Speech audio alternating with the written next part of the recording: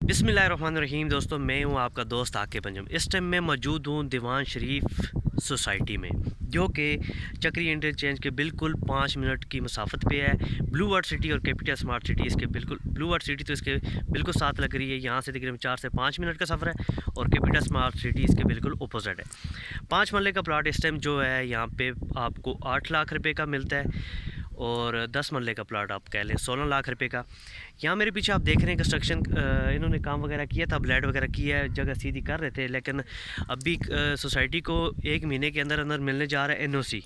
और 1 महीने के बाद यहाँ पे 8 लाख, 5 मरले की जो कीमत है इस टाइम 8 लाख है, और 1 महीने के बाद यहाँ पे जो प्लाट की कीमत है वो 12 से 13 लाख रुपए हो जाएगी।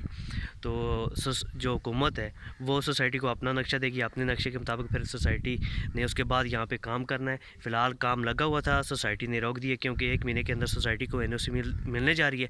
जैसे ही एनओसी मिल जाएगी सोसाइटी को, उसके बाद यहाँ का रेट डबल हो जाएगा, तकरीबन 12-13 लाख रुपया 5 मरले का रेट हो जाएगा। तो ये आप लोगों के पास एक टाइम है, मौका, यहाँ से आप प्लाट बुक करके 1 महीने में यहाँ से 3 से 4 आप 5 लाख रुपया कमा सकते हैं।